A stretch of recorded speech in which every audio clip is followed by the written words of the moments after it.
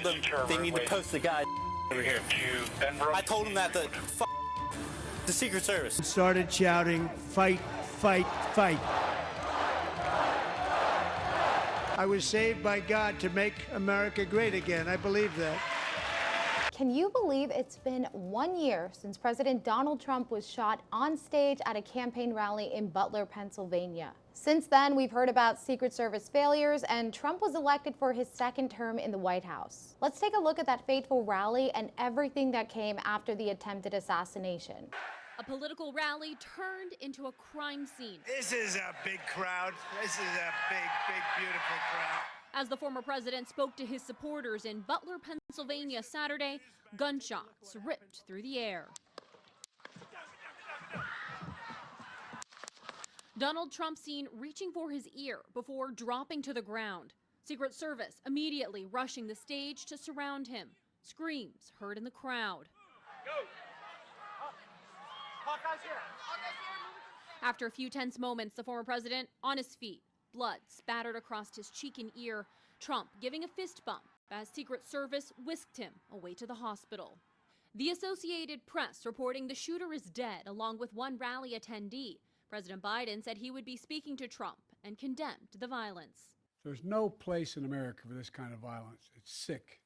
It's sick. We spoke with a Trump supporter who was 6 rows from the stage. Just a sad day for America.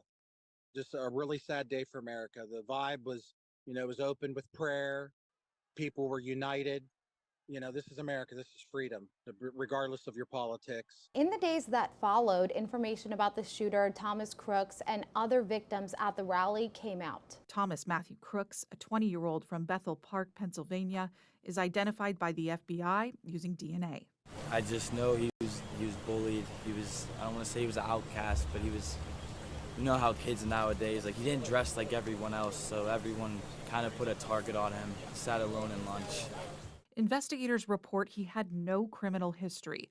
Crooks was a registered Republican who had recently donated a small amount to a progressive cause. Trump's campaign launches a GoFundMe account raising millions for those injured in the shooting. The murdered attendee at Trump's rally is ID'd as an ex-volunteer fire chief and girl dad, Corey Comperatore. David Hutch and James Copenhaver were also injured, but are recovering from their wounds. So lawmakers and Americans alike were wondering how something like this could even happen and who was behind these security failures. The country struggling to understand how a 20-year-old got access to the rooftop a little more than a football field away from where Trump stood on stage, with enough time to fire off deadly shots. This was a colossal failure on multiple fronts. This should never happen. There appears to have been a communication breakdown between federal and local agencies.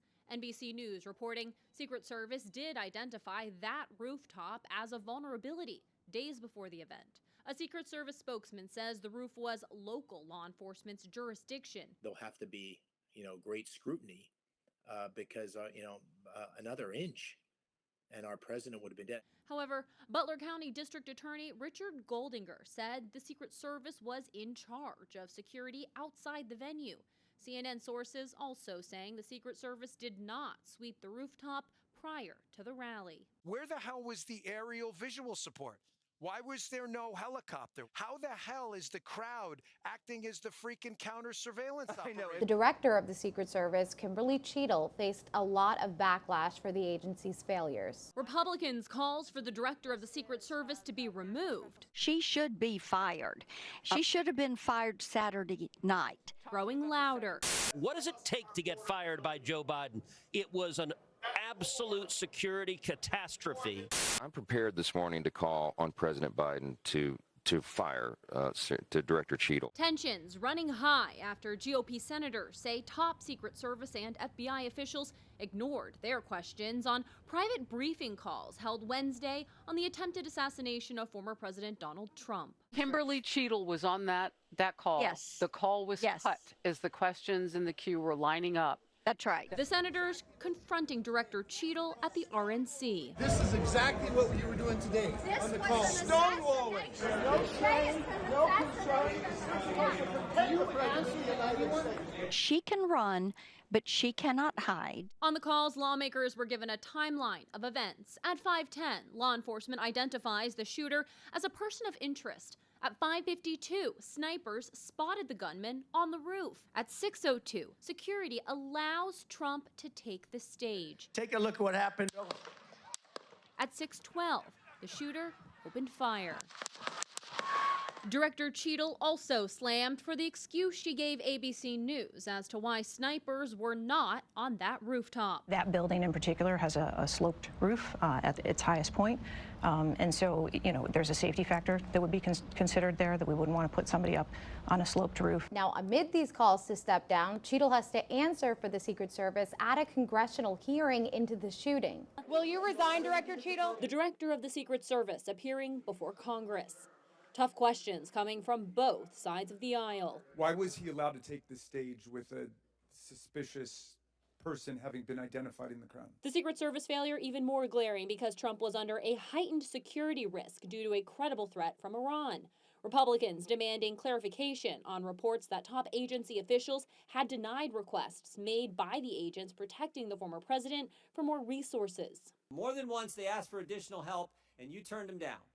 What they asked for and how many times did you turn them down? Pretty basic questions. So again, without having all of the details in front of me, sir. You didn't get briefed on that before you came to this hearing, knowing you were going to get asked that question? Because Donald Trump is alive, and thank God he is, you look incompetent. If Donald Trump had been killed, you would have looked culpable. Cheadle ends up resigning after her disastrous congressional hearing just 10 days after the shooting. I'm glad she did the right thing. Look, our reaction, the immediate reaction to her resignation is that it is overdue. She should have done this at least a week ago. The second in command, Ronald Rowe, quickly appointed as acting director. Homeland Security Secretary Alejandro Mayorkas writing, "I appreciate his willingness to lead the Secret Service at this incredibly challenging moment." Cheadle stepped down less than 24 hours after a disastrous hearing on Capitol Hill where lawmakers pressed her for answers on the security failures at Donald Trump's rally in Butler, Pennsylvania. This is not theater. This is not about jockeying. This is about the safety of some of the most highly targeted and valued targets internationally and domestically. President Biden releasing a statement thanking Director Cheadle for her decades of public service, adding, "As a leader, it takes honor, courage, and incredible integrity to take full responsibility for an organization tasked with one of the most challenging jobs in public service." At this point, people are pointing fingers at local law enforcement and the Secret Service who were at the rally. Local law enforcement ended up releasing body cam footage and text messages they sent identifying the shooter before Trump even took stage. I told them they need to post the guy over here. I told them that the Secret Service. I told them that Tuesday. I told them to post guys over here. More than an hour and a half before Trump took the stage in Butler, Pennsylvania, a local counter sniper finishing his shift took notice of the shooter, texting colleagues, "He knows you guys are up there." Here is an aerial view of the Trump rally site. You can see right here the stage Trump was standing on. The local counter sniper first spotted the gunman sitting on a picnic table at 4:26 p.m. right here. Another local counter sniper then takes photos of the gunman at 5:14 p.m.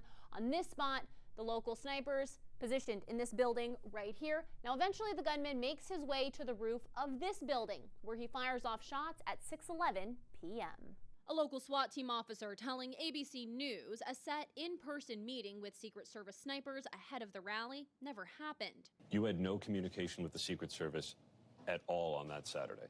Not until after the shooting. Members of Trump's personal Secret Service detail and top advisors say they were not informed local police were tracking a suspicious person. The new Secret Service Director, Ronald Rowe Jr., took up to the mantle during the congressional hearing, laying out the Secret Service's failures and how they would improve. I identified gaps in our security on July 13th and have implemented corrective actions. One of Rowe's first actions in charge, a trip to Butler, Pennsylvania, to see the rally site himself. What I saw made me ashamed.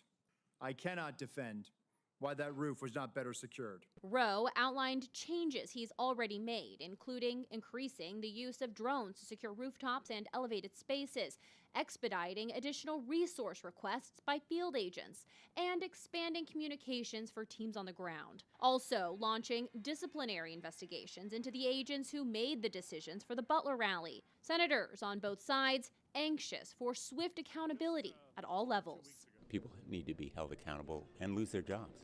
Just like you have. Somebody to hold them accountable. Senator, Roe pushing back on the pressure. I will tell you, Senator, that I will not rush to judgment, that people will be held accountable, and I will do so with integrity. In a rare news conference during the ongoing investigation, Roe spoke directly to the American people about the shortcomings of the Secret Service on that deadly day. The Secret Service takes full responsibility for the tragic events of July 13th. This was a mission failure. The sole responsibility of our agency is to make sure our protectees are never put in danger. We fell short of that in Butler, and I'm working to make sure that this failure does not happen again. I'm focused on ensuring that the full resources of the Secret Service are utilized to safeguard our protectees, and I've implemented and will continue to implement changes to ensure that that happens. But I can say without a doubt that heroism was present that day. Secret Service agents rushed to the stage to shield the former president with their bodies within 3 seconds of bullets ringing out in an unflinching act of bravery. The Secret Service counter-sniper who neutralized the threat with a single shot undoubtedly saved countless lives. Remember, while this investigation is still going on, Trump is still campaigning for his presidency. He was literally at the Republican National Convention 2 days after the shooting. Many Trump supporters took to wrapping their ears with a bandage in solidarity with Trump's injuries. Trump took to the stage with his own bandage 5 days after the shooting, alongside the gear of Corey Comperatore. I started to, like this, turn to my right, and was ready to begin a little bit further turn, which I'm very lucky I didn't do, when I heard a loud whizzing sound and felt something hit me really, really hard on my right ear. I said to myself, wow, what was that? It can only be a bullet. And moved my right hand to my ear, brought it down. My hand was covered with blood. There was blood pouring everywhere, and yet, in a certain way, I felt very safe because I had God on my side. I felt that.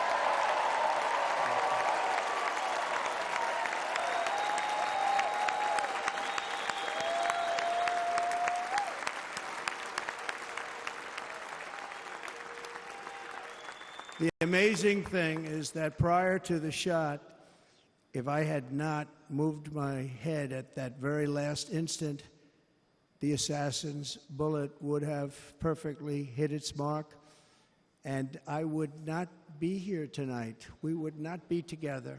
When I rose, surrounded by Secret Service, the crowd was confused because they thought I was dead, and there was great, great sorrow. I could see that on their faces as I looked out. They didn't know I was looking out. They thought it was over. But I could see it, and I wanted to do something to let them know I was okay. I raised my right arm, looked at the thousands and thousands of people that were breathlessly waiting, and started shouting, "Fight, fight, fight."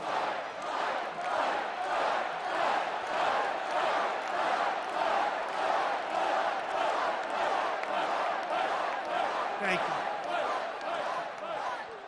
Once my clenched fist went up, and it was high into the air, you've all seen that, the crowd realized I was okay and roared with pride for our country like no crowd I have ever heard before. Trump made good on his promise to return to Butler, Pennsylvania to finish off his campaign rally. And on October 5th, he once again addressed the crowd. Exactly 12 weeks ago this evening on this very ground, a cold-blooded assassin aimed to silence me and to silence the greatest movement, MAGA, in the history of our country. MAGA. We love MAGA. For 16 harrowing seconds during the gunfire, time stopped as this vicious monster unleashed pure evil from his sniper's perch, not so far away. But by the hand of Providence and the grace of God, that villain did not succeed in his goal, did not come close. Now, even after Trump won the presidency in November, he never forgot about the attempt on his life, and he made law enforcement a central theme during his cabinet selection.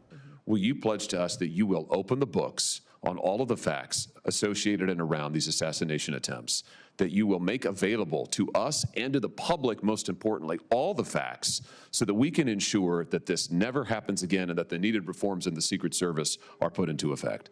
Yeah, Senator, if I am the Secretary of Homeland Security, I will certainly work with you to build transparency and make sure the facts are shared with you and your committee. I know that you've been very frustrated by the lack of transparency from the department, and I want to thank those of you that have worked on that report that was put together on these assassination attempts. I know it was a bipartisan report and investigation that this committee conducted, and I appreciate you focusing on that, and I will work with you to get the information so that you have the truth of really what happened there and the failures so they can be fixed. Trump continued to marvel that he had survived the assassination attempt. Here he is at a National Day of Prayer celebration. But with God, the scripture tells us all things are possible. Well, look at me. I'm standing before you today. I shouldn't be here. I shouldn't be here. A lot of people said I shouldn't have been here. A beautiful day in Pennsylvania. It's a shot that should not have been missed. Well, it got me a little bit.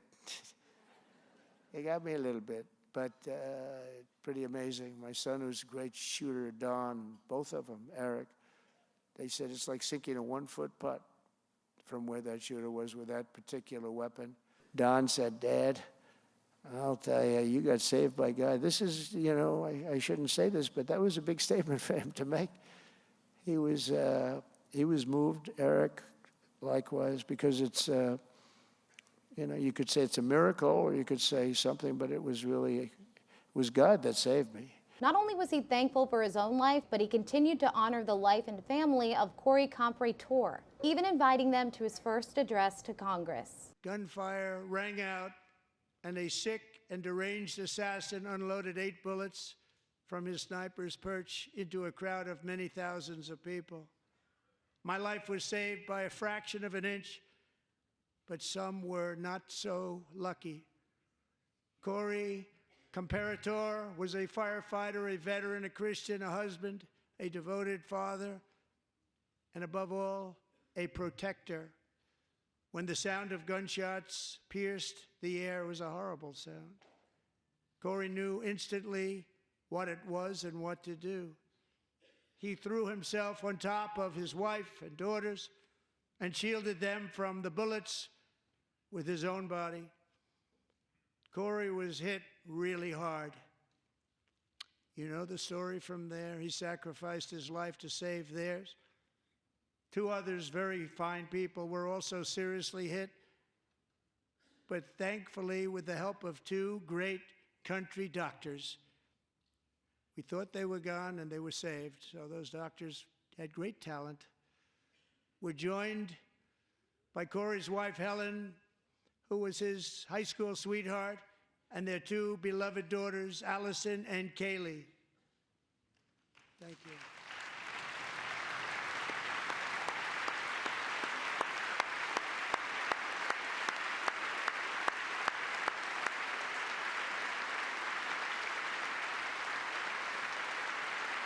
To Helen, Allison, and Kaylee, Corey is looking down on his 3 beautiful ladies right now, and he is cheering you on. He loves you. He is cheering you on. Corey was taken from us much too soon, but his destiny was to leave us all with a shining example of the selfless devotion of a true American patriot. It was love like Corey's that built our country, and it's love like Corey's that is going to make our country more majestic than ever before. I believe that my life was saved that day in Butler for a very good reason. I was saved by God to make America great again. I believe that. Thank you.